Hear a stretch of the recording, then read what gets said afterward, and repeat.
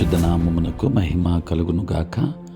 క్రీస్తునందు ప్రియ దేవుని బిడ్డలారా, ప్రభువైన యేసు క్రీస్తు పరిశుద్ధ నామంలో మీ అందరికీ ఉదయకాల శుభములు తెలియచేయచ్చు ఉన్నాను.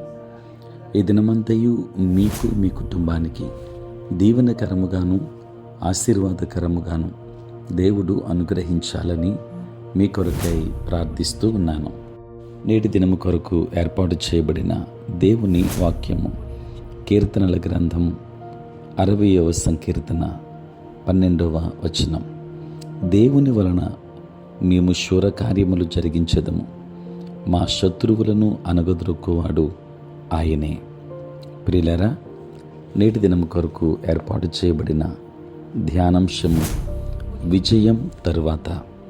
ప్రియులారా, 60వ కీర్తన అసాధారణమైనది కాదు. ఎందుకంటే దావీదు దానిని శ్రమలో రాయలేదు. అతని కీర్తనలలో అనేకం గుహలో లేక యుద్ధరంగంలో రాయబడ్డాయి.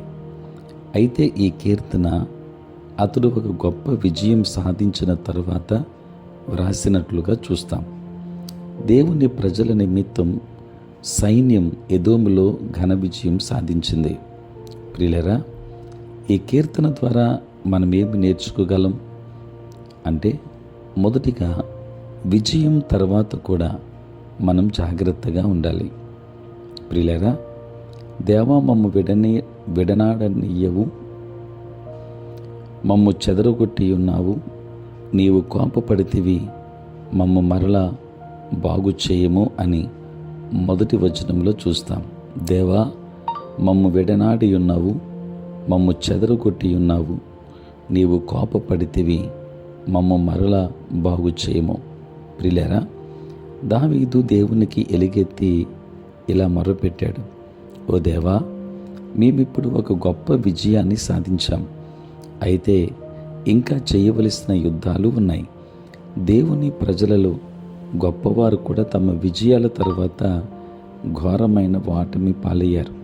ప్రియులారా, కర్మేలు పర్వతంపై గొప్ప విజయం సాధించిన ఏలియా ఆ తరువాత కృంగిపోయి ఘోరంగా ఓడిపోయాడు.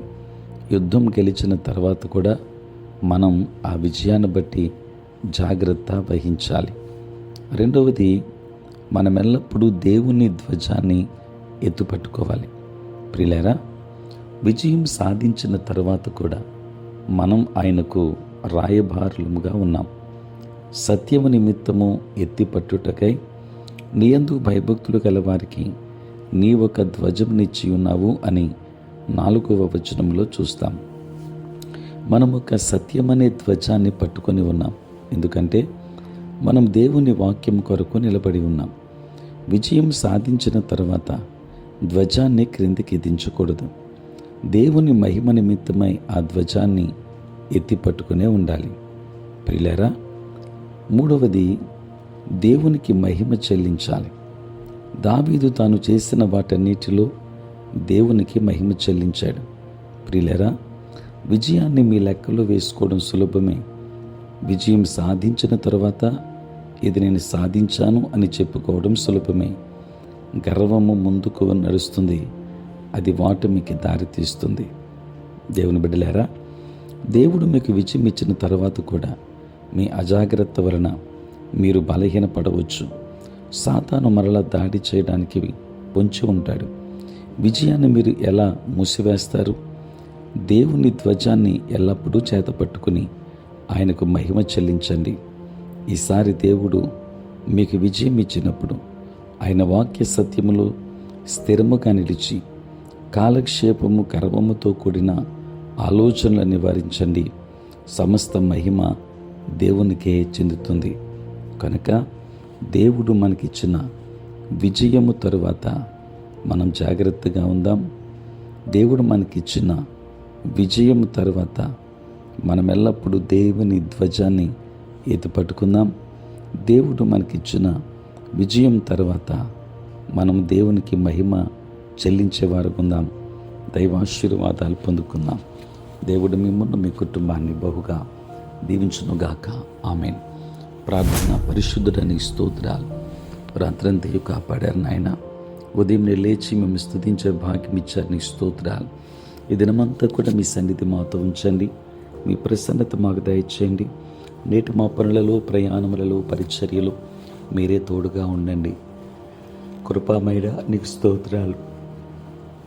తండ్రి, ఎంతోమంది అనారోగ్యంతో ఉన్నారు, బలహీనతలతో ఉన్నారు నాయన. వారందరినీ జ్ఞాపకం చేసుకోండి. వారికి కావలసిన ఆరోగ్యాన్ని ఇవ్వండి నాయన. సమస్యల్లో ఉన్న వారికి సమస్య నుండి విడుదల ఇవ్వండి. బలహీనులైన బిడ్డలను బలపరచండి. రక్షణ లేని వారికి రక్షణ భాగ్యాన్ని ఇవ్వండి. ఉద్యోగస్తులు, వ్యాపారస్తులు, కష్టపడి పని చేసుకుంటున్న బిడ్డలందరినీ దీవించండి. నీ సేవ పరిచర్య చేయుచున్న ప్రతి సేవకుని దీవించండి నాయన. తండ్రి, పుట్టినరోజు, పెళ్లి రోజు జరుపుకొనుచున్న బిడ్డలను దీవించి నూతన ఆశీర్వాదాలు వారికి మెండుగా దయచేయమని, మీరే తోడై ఉండమని యేసు నామములో ప్రార్థించి వేడుకొనుచున్నాము తండ్రి. ఆమేన్. తండ్రి, కుమార, పరిశుద్ధాత్మ త్రియేక దేవుని దీవెన సదా మీకును మీ కుటుంబానికి తోడై ఉండునుగాక. ఆమేన్.